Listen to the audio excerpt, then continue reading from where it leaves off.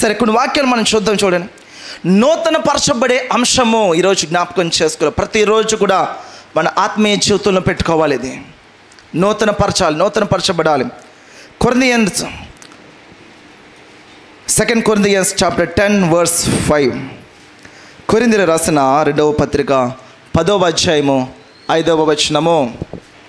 మేము వితర్కములను, దేవుని గూర్చిన జ్ఞానమును అడ్డగించు ప్రతి ఆటంకమును పడద్రోసి ప్రతి ఆలోచనను క్రీస్తుకు లోబడినట్లు చెరపట్టి. హల్లెలూయా. ఈరోజు దేవుడి వాక్యాన్ని మనం చాలా జాగ్రత్తగా పట్టుకోవాలి. నూతన పరచబడే క్రమమును దేవుడు ఇక్కడ మనకు నేర్పిస్తున్నాడు. ప్రతి ఆలోచన క్రీస్తుకు లోబడినట్లు చెరపట్టి. చూడండి, మేము వితర్కములను, దేవుని గూర్చిన జ్ఞానమును అడ్డగించు ప్రతి ఆటంకమును పడద్రోసి.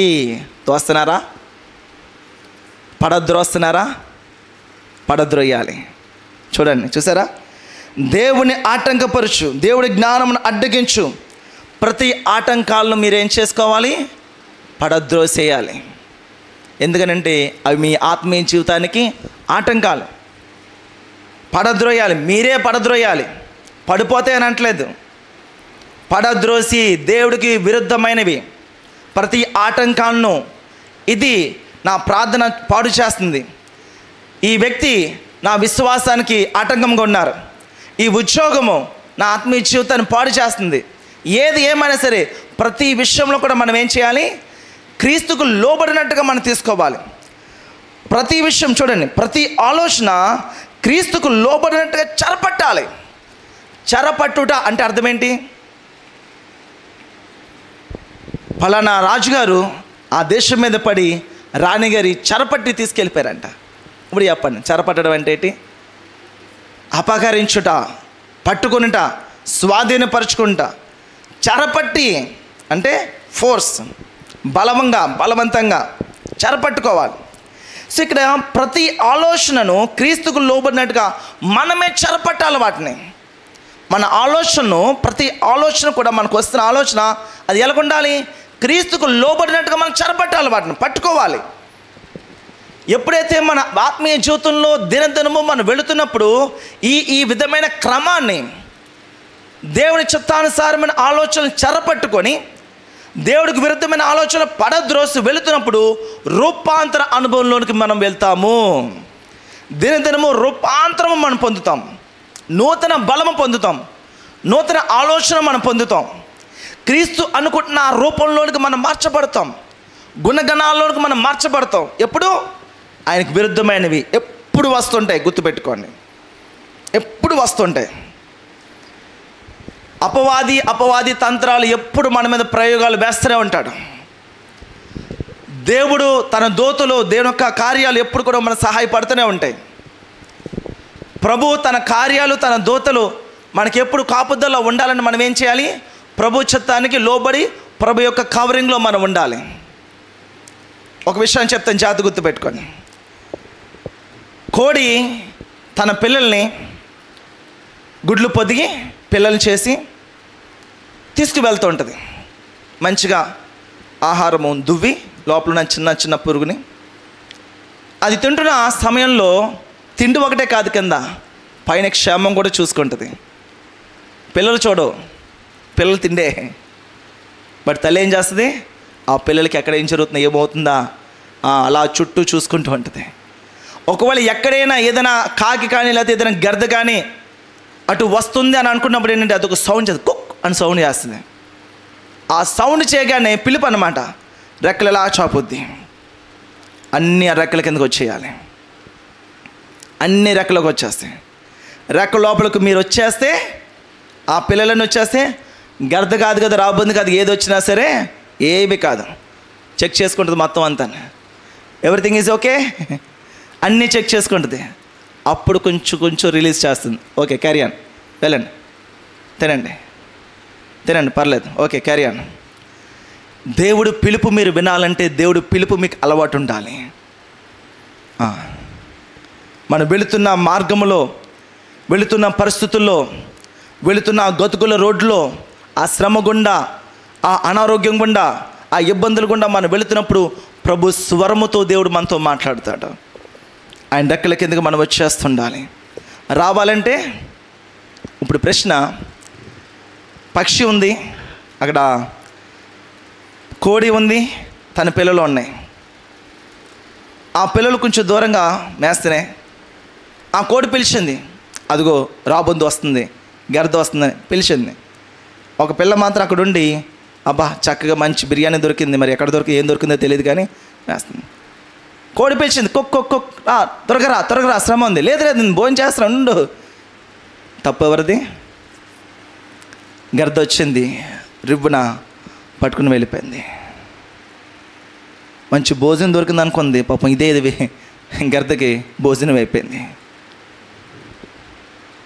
ప్రార్థన చేస్తున్నానండి, ఏమండి ప్రార్థన చేస్తున్నానండి, ప్రభు దగ్గరికి వస్తున్నాను, ప్రతి ఆదివారం వస్తానండి, పాస్టర్ గారి ప్రార్థన చేయించుకోకుండా వెళ్ళనండి. మరి ప్రభు స్వరముతో అలవాటు ఉందండి, ప్రభు పిలుపుతో అలవాటు ఉందండి, అలవాటు ఉండాలి. ప్రభు మాట పట్టుకోవాలి. దేవుని ప్రేరేపణ రాసుకోండి, దేవుడి ప్రేరేపణకి మీరు స్పందించాలి. ప్రభు ప్రేరేపిస్తాడు. ఆయన రక్తము చిందించి కొన్న సంఘాన్ని అంత ఈజీగా అపవాది పాలు కానబడు, శ్రమల పాలు కానబడు. అపవాది వచ్చి దాని ఇష్టానుసారంగా వేషాలు వేస్తే దేవుడు ఊరుకోడు. మనము అనుమతిస్తేనే కానీ అపవాది మన చేతుల్లోకి వచ్చి వేషాలు వేయడండి. మనం అనుమతిస్తున్నాం, దేవుడి మాట వెనకుండా మనం అనుమతిస్తున్నాం. 2 విషయాలు. నెంబర్ 1, అపవాది మన జీవితంలో తన క్రియలు, తన తంత్రాలు పనిచేయడానికి 2 కారణాలు. నెంబర్ 1, ఒకటి ఏంటంటే చేయకూడని పనులు చేయడం బట్టి అపవాది తన క్రియలు, తన తంత్రాలు మన మీద పనిచేస్తూ ఉంటాయి, ప్రయోగిస్తూ ఉంటాయి. ఏంటి ఫస్ట్ పాయింట్ ఏంటి? చేయకూడని పనులు చేయటాన్ని బట్టి. అబద్ధాలు కావచ్చు, మోసకరమైన మాటలు కావచ్చు, అక్కడ మాటలు ఇక్కడ కావచ్చు, దొంగతనాలు కావచ్చు, హత్యలు కావచ్చు, ఇంకా వాటెవర్ మనకు అన్ని తెలుసు విషయాలు, అన్నీ చేయకూడని విషయాలు. వీటి వల్ల అపవాది యొక్క తంత్రాలు, అపవాది యొక్క వేషాలు మన జీవితంలో పనిచేస్తూ ఉంటాయి. దొంగతనము, హత్య, నాశనము. ఇప్పుడు రెండో పాయింట్ ఏంటంటే చేయవలసిన విషయాలు చేయకపోవడం వల్ల వచ్చే శ్రమలు. వీటి వల్ల కూడా అపవాది యొక్క తంత్రాలు మన మీద బలంగా పనిచేస్తాయి. ఏంటవి? చేయవలసిన పనులు చేయకపోవడం బట్టి. ప్రార్థన చేయకపోవడం, సహవాసంగా రాకపోవడం, మందిరానికి రాకపోవడం, వాక్యం చదవకపోవడం, ఆరాధన చేయకపోవడం, దేవుడి సన్నిధిలో ఉపవాస ప్రార్థన చేయకపోవడం, దేవుని యొక్క స్వరం మనం వెళ్ళలేకపోవడం. చేయవలసిన పనులు మనం చేయవలసిన పనులు మనం చేయకపోతే ఏమవుతాయి? చేయకూడని పనులు చేయాల్సి వస్తుంది. హల్లెలూయా. మీకు అర్థమైందా? చేయవలసిన పనులు చేయకపోతే చేయకూడని పనులు చేయాల్సి వస్తుంది. మనం ప్రార్థన చేయాలి, విశ్వాసంలో ఉండాలి. ప్రార్థన చేయమన్నాడు. ఈరోజు ప్రభా కొంచెం బలహీనంగా ఉంది ప్రభా, పొద్దున్నే లేచి నేను చేస్తాను ప్రభా అనుకున్నాం. పొద్దున్నే ఆ ప్రార్థన ఉంటే ప్రభు కొంచెం పొద్దున్నే లేపును, పొద్దున్న ప్రార్థన చేసాను. ఈ ప్రార్థనలు పొద్దున్న నేను లేపి ప్రార్థన కూర్చోబెట్టే శక్తి రాత్రి మీకు దొరకలేదు. కాబట్టి పొద్దున్న 9 మనం లేచాము, 9:10 మన స్కూల్కి కాలేజీకి వెళ్ళాలి. 9 గంటలు లేచి 5 నిమిషాలు బ్రష్, 5 నిమిషాల్లో మేకప్ చేయడం, వెళ్ళిపోయాం. ప్రార్థన లేదు, శ్రమలో పడ్డాం, శోధనలో పడ్డాం.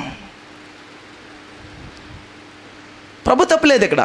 మనం చేయవలసిన పని చేయాలి. చేయవలసిన పని చేయలేకపోతే ఏమవుతే అపవాది ఆటోమేటిక్గా ద్వారం ఓపెన్ చేసినట్టే. ద్వారం ఓపెన్ చేసిన ఒక విషయం జాగ్రత్తగా గమనించాను. చాలాసార్లు చెప్తాను ఈ అంశాన్ని. వేడిగా ఉన్న పాత్ర మీద ఏ ఏగులో దోమలు ముసరవండి, గుర్తుపెట్టుకోండి. వేడిగా ఉన్న చోట ఎక్కడ ఏది కూడా రాదు, జర్రి పాము కూడా రాదు అక్కడికి. వేడిగా పాత్ర ఉందంటే ఆ ఏపు కూడా వెళ్తావు. త్రోచపాము అయినా సరే వేడిగా ఉన్న పాత్ర అక్కడ పెట్టండి, టెర్రర్ పారిపోద్ది. ఆ వేడికి చల్లారిపోయిన దాని మీదకి చీమ కూడా వచ్చి తినేస్తూ ఉంటుంది. అర్థమవుతుందా? చీమ కూడా వచ్చి అక్కడ తినేస్తూ ఉంటుంది. ఈరోజు మన ఆత్మీయ జీవితము, మన ప్రార్థనను బలిపీఠము, మన హృదయమైన బలిపీఠంలోంచి నిత్యము స్తోత్రము, స్తుతి, ఆరాధన, ప్రార్థన యేసు నామం మన హృదయమైన బలిపీఠం మీద నిత్యము దేవుడికి ధూపంగా వెళ్తుండాలి. మన దేహమే దేవుడికి ఆలయము. ఈ మందిరం నుంచి ధూపం వెళ్ళాలి, ప్రభు సన్నిధికి వెళ్ళాలి. అట్ ది సేమ్ టైం మన హృదయమైన బలిపీఠంలోంచి మన ధూపం బయటకు వెళ్ళాలి, ప్రభు దగ్గర వెళ్ళాలి. అది ప్రభుకి ఇంపైన సువాసనగా, అదిగో నా కుమారుడు నా కుమార్తె ఎంత చక్కగా తన వినయముతో విధేయతతో విరిగి నలిగిన హృదయముతో పశ్చాత్తాపంతో ఎంత శ్రేష్టమైన ఇంపైన సువాసనగా నన్ను ఆరాధిస్తున్నాడు, స్తుతిస్తున్నాడు, ప్రభు సంతోషిస్తాడు. అలా నువ్వు కాచబడితే, వేడిగా నువ్వు ఉంటే ఎటువంటి అపవాది తంత్రాలు మన మీద పనిచేయవు. అటువంటి జీవితాన్ని మనం ముందుకు తీసుకుని వెళితే దినదినము రూపాంతరం చెందుతూనే ఉంటారు. మీరు దినదినము రూపాంతరం చెందుతూనే ఉంటారు.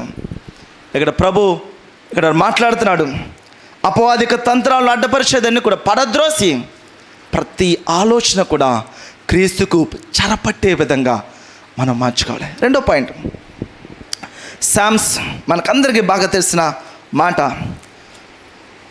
Chapter 1 verse 2. కీర్తనలు 1వ అధ్యాయము 2వ వచనము. ప్రతి ఒక్కరికి తెలిసి వాక్యం, ప్రతి ఒక్కరికి తెలిసి వాక్యం. యెహోవా ధర్మశాస్త్రం దివారాత్రులు ధ్యానించు. ధన్యుడు, నేను ధన్యుని అవ్వాలంటే కుటుంబ పరంగా కావచ్చు, ఆరోగ్యపరంగా కావచ్చు, ఆర్థిక పరంగా కావచ్చు, ఏమండి, లేకపోతే కుటుంబ సంబంధాల పరంగా కావచ్చు, చేస్తున్న పని కావచ్చు, ప్రతి విషయంలో నేను ధన్యుణ్ణి, ఈమె ధన్యురాలండి, అన్ని విషయాలండి అని పలకాలంటే ఏం చేయాలి? ధర్మశాస్త్రాన్ని దివారాత్రులు ధ్యానించాలి. మనకు తెలీదా? తెలుసు, మరి ఎందుకు చేయలేకపోతున్నాం మనం? తెలియడం అంటే మా బ్రదర్ ఎప్పుడు చెప్తుంటాం, మన మైండ్కి తెలియడం కాదు, మన ఆత్మకి తెలియాలి. అది మనం అనుభవించుకోవాలి, చెయ్యాలి. ధ్యానించబడి అదేదో ఎక్కడో పెద్ద చేయడం కదా. ఆ వాక్యాన్ని 1కి 2 సార్లు 3 సార్లు చదువుతూ అందులో ఉన్న సారం మనం అర్థం అవ్వాలి, నేర్చుకోవాలి. చదవాలి 1, 2 సార్లు, 1, 4 సార్లు. ఒకవేళ మీరు రాయగలిగిన అనుభవం అంటే ఒక నోట్స్ పెట్టుకుని రాసుకోగలగాలి. నేను వాక్యం మీద రాసుకునే బుక్ ఒకటి ఉంటుంది, నేను వాక్యం సిద్ధపడే బుక్ ఒకటి ఉంటుంది, దేవుడు ఇచ్చే పరిచయం రాసుకునే ప్రామిస్ రాసుకునే బుక్ ఒకటి ఉంటుంది. దేని దానికి వేరు అన్ని కావాలండి. ఎంత శ్రద్ధ కలిగి మీరు దేవుడి విషయాలు ఉంటారో అంత శ్రద్ధ కలిగి దేవుడు మీ విషయాల్లో ఉంటాడు. జాగ్రత్త పెట్టుకోవాలి. ఇది పరలోక విద్య అండి. ఇది ఈ పరలోక విద్య చదవాలి, మనం పాస్ అవ్వాలి, ప్రభు దగ్గర వెళ్ళాలి, ఎంత క్రమం మనం నేర్చుకోవాలి. మీరు చెప్పండి, చాలాసార్లు నేను మారు మనసు పొందిన కొరతలో మందిరానికి వెళ్తూ వాక్యం వింటున్నాను. ఒకరోజు ఆదివారం ఒక్కరోజు వాక్యం నాకు సరిపోయేది కాదు. ఆశ, తృష్ట, ఇంకా వినాలి, వినాలని మళ్ళీ ఆదివారం వరకు వెయిట్ చేయాలి. ఏం చేస్తున్నప్పుడు టీవీ ఆన్ చేస్తువని నోట్స్ దగ్గర పెట్టుకొని బైబిల్ పక్కన పెట్టుకుని వాక్యం వెంబడి వాక్యం. ఎందుకంటే అప్పుడే నేను జన్మించాను. మీరు విధేయత చూపగలిగితే ప్రభుకి, ప్రభా ఇదిగో సమస్తం నీదే, నువ్వు చేతులెత్తి ప్రభుకి నీ జీవితాన్ని అప్పగించగలిగితే ఆయన చేపట్టుకుని ఉన్నతమైన స్థితికి తీసుకెళ్ళిపోతాడు ఆయన. హల్లెలూయా. ఆయన ఎక్కడ ఉంటాడు? ఉన్నతమైన స్థితిలో ఉంటాడు ఆయన. హోరేబు పర్వతం మీద ఆయన ఉంటాడు. ఆయన మోషేకి పర్వతం మీద ఆ మండుతున్న పొదలోంచి మాట్లాడాడు ఆయన. కాబట్టి మనం ఆయన చేపట్టుకోవడం కదా, ఆయన మనం చేపట్టుకున్నాం అనుకో అవకాశం కొంత వదిలేయడం పట్టుకోవడం చేస్తుంటాం. లేదు ప్రభా చేపట్టుకో. తండ్రి కావచ్చు, తల్లి కావచ్చు, బాబును తీసుకెళ్తుంటారు రోడ్డు మీద. ఒకవేళ నడుస్తున్నప్పుడు కొంచెం మంచిగా ఉన్న మామూలుగా ఉన్న ప్రదేశాల్లో పెద్దగా బళ్ళు కార్లు లేవని వాళ్ళు నడుస్తుంటారు, వెళ్తుంటారు. ఒకవేళ జంక్షన్ కార్లు బళ్ళు వచ్చి ఇంకా చేపట్టుకుంటారు. వాడు చేపట్టుకున్నాడు, కళ్ళు బాయిలు వస్తాయి. అమ్మ వదిలమ్మ అంటారు. వదిలేరండి మీరు? ట్రాఫిక్ మధ్యలో ఉన్నారు, నన్ను వదిలమ్మ అనకండి. వాడు ఏడుస్తాడు, వదులుతారా? గొంతులేస్తాడు, వదులుతారా? వాడు ఏది చేసినా సరే రెక్క మాత్రం వదలరు మీరు. ఎందుకంటే వీడు ఇది ఏడ్చినా పర్లేదు కానీ చాలా ప్రమాదం ముందు ఉంది. అది దేవుడికి మన చేయి ఇవ్వడం అంటే అది. ఒకవేళ నా కళ్ళకి మంచిగా కనిపెట్టేది ఒకటి ఉంటుంది, కానీ ప్రభుకి తెలుసు అది చెడ్డది. ప్రభు నాకు అది కావాలని అడుగుతాను. ప్రభు రెక్క పట్టుకుని లాక్కి వెళ్ళిపోతుంటాడు. బాధ కలుగుద్ది, ఏడుపు కలుగుద్ది, దుఃఖం కలుగుద్ది, అయినా సరే పర్లేదు, ఫ్యూచర్లో దీనికన్నా శ్రేష్టమంది నీ కొరకు సిద్ధపరిచించాడు. హల్లెలూయా. అందుకు ప్రభుకి మనము మంచిని చేయాలి. యెహోవా ధర్మశాస్త్రమును దివారాత్రులు ధ్యానించాలని నేర్చుకోండి. ఎక్కడొక్కడ మర్మాలు నేను తీసుకురావట్లే. మన జీవితం మార్పు చెందాలంటే ఖచ్చితంగా వాక్యం చదవాల్సిందే. చదవడం మాత్రమే కాదు, ధ్యానించాలని ప్రభు వాక్యం సెలవిస్తుంది. చదవడం అంటే డైలీ చదువుకుంటూ వెళ్ళిపోవడం. ధ్యానించడం అంటే ఒక అధ్యాయం కావచ్చు, 1-2 సార్లు అందులో ఏం చెప్తున్నారు ప్రభు, ఏం మాట్లాడుతున్నారు, ఎవరితో మాట్లాడుతున్నారు, ఏం మాట్లాడుతున్నారు, ఏ సందర్భం, నువ్వు చదివితే అర్థమవుతుంది. ఏం అవసరం లేదు, మీ జ్ఞానం చదివితే అర్థమవుతుంది. కాబట్టి అలా ధ్యానిస్తూ రోజు ఒక్క వాక్యము, ఒక్క పాయింట్ దేవుడు మీతో మాట్లాడండి, ఒక్క ప్రత్యక్షత నువ్వు పట్టుకోగలిగావంటే నువ్వు ధన్యురాలు వే రోజుకి. ఒక్క వాక్యము. మన రూపాంతరం చెందబడాలి, క్రీస్తు పోలికలోకి మనం మార్చబడాలి. ప్రభు త్వరగా రాబోతున్నాడు, సంఘం సిద్ధపడాలి. మీరు సిద్ధపడాలి, సంఘం సిద్ధపడాలి, ఎత్తబడే గుంపులో మీరు ఉండాలి. ఈరోజు క్రీస్తులో కూడా విశ్వాసంలో ప్రభుతో పాటు మనం ఎదగాలంటే మనలో కొన్ని బరువేనే ఉన్నాయి. మీ హృదయం బరువెక్కిపోయిందా? దాన్ని పడేయండి. ఈ వ్యక్తి నన్ను మొన్న ఇచ్చేసాడు, మళ్ళీ కనబడినవాడిని చెప్తాను, అది బరువు, అది మిమ్మల్ని ముంచేస్తుంది. పడే, ప్రభు చూసుకుంటాడు. విడిచిపెట్టేసేయండి. దేన్ని మనల్ని ప్రభు పట్టుకోమన్నాడు? ఏది పట్టుకోమన్నాడు? క్షమించుట, ప్రేమించుట, విడిచిపెట్టుట. ఈరోజు ఈ పరిచయంలో ఇలాగా ఈ స్థితిలో ఉండడానికి ఈ 3 కారణమే నా జీవితంలో. నాకు అన్యాయం చేస్తున్న వాడిని, నాకు నష్టం కలిగించిన వాడిని ప్రేమించగలగాలి. ఫస్ట్ క్షమించగలగాలి, ప్రేమించాలి, క్షమించాలి. ఈ 2 చేస్తున్నప్పుడు అతను చేసిన నష్టాన్ని విడిచిపెట్టేయాలి. ఈ 3 పనులు మీరు చేయగలిగితే మీ హృదయం తేలికైపోద్ది. మర్చిపోవాలి, కొన్ని మర్చిపోవడం మనం నేర్చుకోవాలి. అనవసరమైన అన్నీ కూడా మర్చిపోవాలి మనం. ఎందుకంటే దాంతో మనం ఏం చేస్తాం? మీకు నాకు గొడవ అయింది, మాట వచ్చింది, ఏమండి, ఎందుకు అది గుర్తుపెట్టుకుంటే ఇప్పుడు ఏమవుద్ది? ఇప్పుడు సంతోషంగా ఉండగలమా? మర్చిపోండి దాన్ని. ఈరోజు మరలా నూతనంగా మనం నడవాలి, ఉండాలంటే దాన్ని క్షమించమని అడిగేసి దాన్ని మర్చిపోండి, విడిచిపెట్టేసండి. లావాదేవీలు ఏంటంటే ప్రభు చూసుకుంటాడు, యుద్ధం యెహోవాది, మనకెందుకు అవన్నీ? దేవుడు 3 పెట్టాడు: ప్రేమించుట, క్షమించుట, విడిచిపెట్టుట. ఇది ఆత్మీయ జీవితానికి, ఈ పరిచర్య జీవితానికి రహస్యం. మీరు మీ ఆత్మీయ జీవితంలో పట్టుకోండి. ఇది మర్చిపోలే, అది మర్చిపోండి అని అనవసరం. మన ప్రార్థన జీవితానికి హానికరకుండా ఉంటే మర్చిపోండి, విడిచిపెట్టేసండి. అది హ్యాపీగా పూర్ణ మనసుతో, పూర్ణ ఆత్మతో ప్రభు సన్నిధికి వెళ్ళిపోండి. స్నేహితులు ఎవరైనా కనబడితే మనకి ఏదైనా ఇబ్బందికరంగా ఉందా, వెంటనే సమాధాన పడిపోండి, వెంటనే విశ్వాసంలో ముందుకు వెళ్ళిపోండి. ఒకరు వాళ్ళ క్యారెక్టర్ బాగాలేదా, సమాధాన పడండి, సహవాసాన్ని దేవుడితో చేయండి. అందరితో మనము ప్రేమగా ఉండాలి, కొద్దిమందితోనే సహవాసం చేయాలి. మీ ఆత్మీయ జీవితాన్ని పురుకొలిపించి విశ్వాసంలో బలపరిచే వారితో సహవాసం చేయాలి, అందరితో సమాధానంగా ఉండాలి. ప్రైజ్ రా సిస్టర్, ప్రైజ్ రా. That's enough. వాళ్ళు బలపడతారా? కొన్ని విషయాలు చెప్పండి. ఒకవేళ మీరు వాళ్ళని నేర్చుకోవాలా, కూర్చొని నేర్చుకొని తప్పేమి కాదు. వయసులో వాళ్ళు చిన్నవారైనా సరే కొన్ని విషయాలు అడిగి నేర్చుకోండి, తప్పేం కాదు. ప్రభు బలపరుస్తాడు. ఈ 2 కాదు, మిమ్మల్ని విశ్వాసంలో లాగుతున్నారా, దూరంగా ఉండండి వాళ్ళకి. ప్రైజ్ రా సిస్టర్, ఒక నిమిషం కూర్చొని అంటారు, లేదని చిన్న పని ఉందని వెళ్ళిపోండి, పర్లేదు, ప్రభు వాక్యం చెప్తుంది, వెళ్ళిపోండి. ఇక్కడే రాయబడుతుంది, దుష్టుల ఆలోచన చెప్పన్నాడు, పాపుల మార్గులు నిలబక అపహాసులు కూర్చున్న చోటున కూర్చోండక. ప్రభు చెప్తున్నారు కదా, కూర్చోకండి అక్కడ.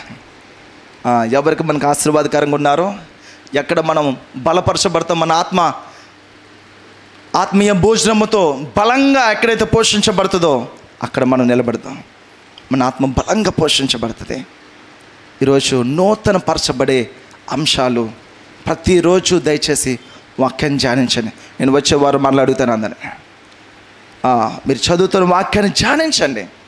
చదవడం మాత్రమే కాదు, బైబిల్ వాక్యం లోపల ఏం జరుగుతుందో ఒక సమయం ఒక అరగంట సమయం తీసుకుని 24 గంటలు ఒక అరగంట సమయం దేవుడి వాక్యం ధ్యానించడండి. ఒక అరగంట సమయం దేవుడి వాక్యం ధ్యానించకపోతే ప్రభా నాకు ఈ దీవెన ఇచ్చామని ఏ మొహం పెట్టుకుని ప్రభుని అడుగుతామండి? మరి నాకైతే మా మొహం రాదు. ప్రభా ఈ అవసరమా అని అనుకున్నప్పుడు నేను ప్రార్థన చేయలేదు, సమయం గుర్తొస్తుంది నాకు. సిగ్గులేదురా వాహానికి, నువ్వు ప్రార్థన చేయలేదు, వాక్యం చదవలేదు, ఇప్పుడు ఏదో కావాలని అడిగేస్తున్నావు, నాకు చాలా నా తల తీసినట్టు అవుద్ది. అప్పుడు అవన్నీ పక్కన పెట్టి, ప్రార్థన అంశాలను పక్కన పెట్టి ముందు ప్రభు దగ్గర కూర్చుంటాను, నేను వాక్యంతో కూర్చుంటాను.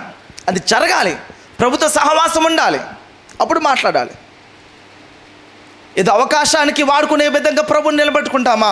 ప్రభుతో ఒక తండ్రి కుమారుడు కుమార్తెగా సహవాసం చేస్తామా? అలా సహవాసం చేస్తేనే దినదినము మన జీవితం రూపాంతరం చెందుతుందండి. రూపాంతరం చెంది ఆత్మీయ జీవితంలో మనమందరం ఉండాలి. తర్వాత అంశము సామెతల గ్రంథము 4వ అధ్యాయము 23వ వచనము. నీ హృదయంలో నుండి జీవదారులు బయలుదేరును. జీవమునిచ్చే దారులు, జీవదారులు బయలువెళ్ళును. నేను ఎప్పుడు ఒక విషయాన్ని చెప్తుంటాను, ఈ మధ్యకాలం తగ్గించడం మరి. క్రైస్తవుడు ఎల్ రిలేషన్షిప్ కలిగి ఉండాలంటుంటాను. ఎవరికి గుర్తుందా? L relationship. దిస్ ఎల్ ఇలాగ ఎల్ వేస్తారు కదా. ఈ పైనున్న గీత ప్రభుకి మనకి సంబంధము. ఈ సంబంధం సరిగ్గా మనం చూసుకోవాలి. Healthy relationship with God, close intimacy with God. ప్రభుతో అన్యోన్యమైన సహవాసం మంచిగా ఉండాలి. ఏ చిన్న కనెక్షన్ తగినా లైట్ వెలగదు. వైర్లు ఉంటాయి, స్విచ్ ఆన్ ఉంటాయి, బల్బు ఉంటుంది. లైట్ వేసాము వెలగలేదు అంటే ఎక్కడో చిన్నది, అన్నీ బాగానే ఉన్నాయి, అమ్మ ఎక్కడో నలిగిందండి, ఎక్కడో తెగిపోయింది, ఎలక్షన్ కట్ చేసి తీసి పడేస్తాడు. హెల్దీ రిలేషన్షిప్ విత్ గాడ్, దేవుడితో అన్యోన్యమైన క్లోజ్ మంచి రిలేషన్షిప్ కలిగి ఉండాలి. ఈ గీతకి సాదృశ్యం. ఈ ఎల్ ఇది ఒక విశ్వాసికి ఉన్న సంబంధము. దానినే నిన్ను వలే నీ పొరుగువారిని, నా సొంత వారు, నా అక్క, నా చెల్లి, నా తమ్ముడు, నా భార్య ఒకవేళ ఎటువంటి శ్రమలో ఇబ్బందులో ఉంటే, ఒకవేళ నా కొడుక్కి అలాగైతే నేను ఎలా స్పందిస్తాను, నేను ఎలా చూస్తాను, ఎలా పరిగెడతాను అనుకున్న విషయంలో నిన్ను వలే నీ పొరుగు వారిని. ఈ ఎల్ నిన్ను బట్టి ఒక విషయాన్ని జ్ఞాపకం చేసుకోండి. పాపుల కొరకు యేసుక్రీస్తు ప్రభు తన ప్రాణం ఇచ్చాడు. సత్యాన్ని పట్టుకోండి, మళ్ళీ చెప్తున్నాను. పాపుల కొరకు యేసు ప్రభు తన ప్రాణం ఇచ్చాడు. ఇంకా సత్యం పట్టుకోలే.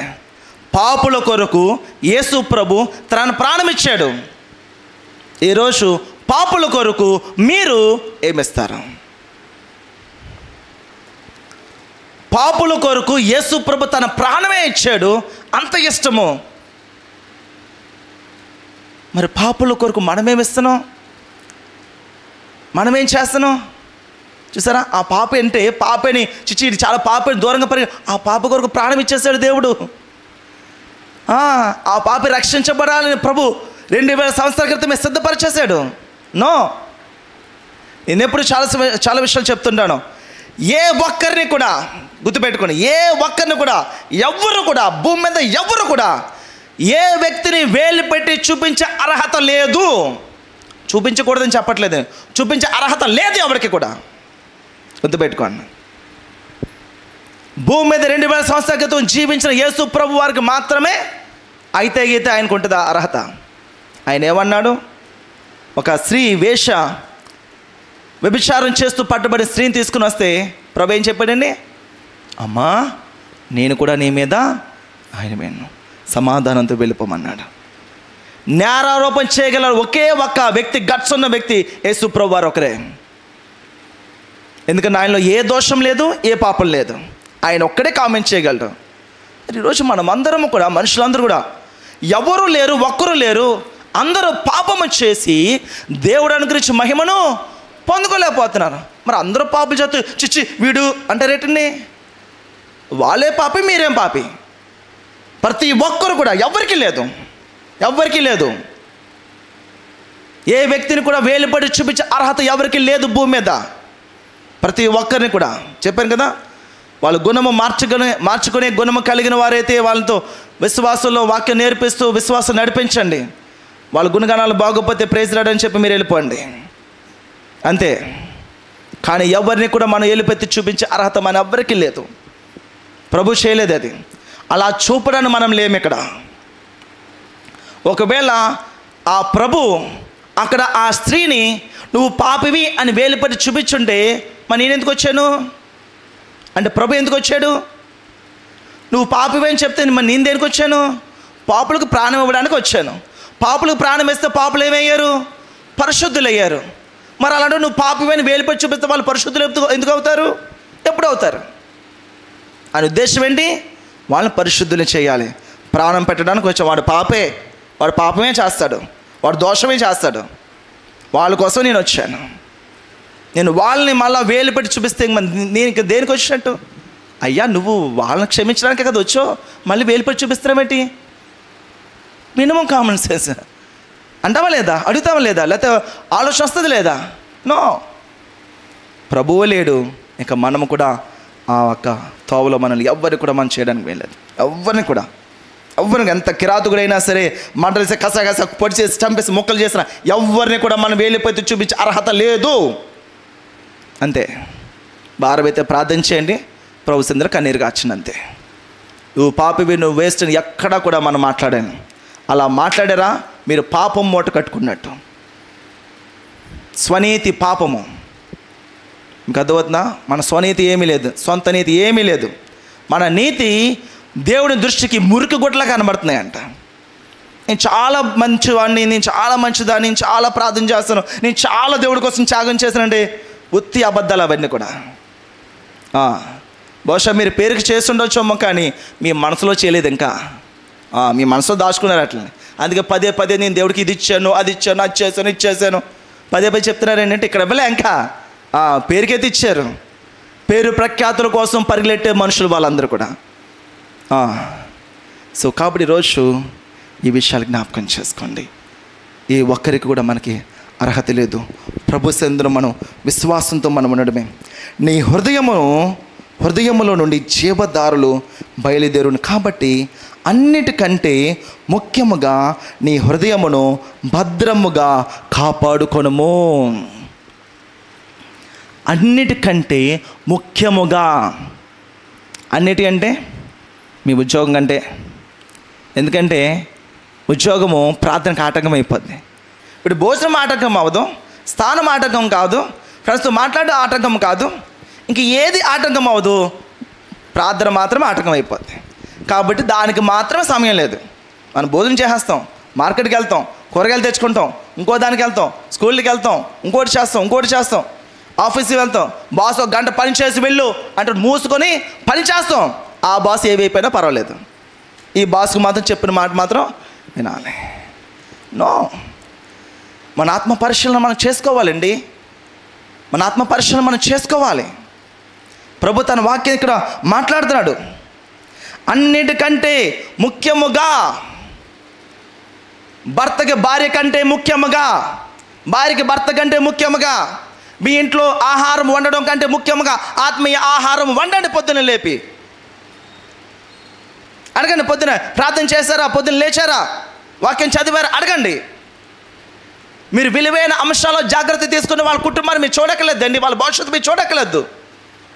ప్రభు దగ్గర పెట్టండి, వాళ్ళు తీసుకొచ్చి ప్రభుకి అనుసంధానం చేయండి. వాళ్ళని ప్రార్థన ప్రేమించేవారుగా చేయండి, మందిరాన్ని ప్రేమించేవారుగా చేయండి, పరిచర్య కొరకు నిలబడేవారుగా చేయండి.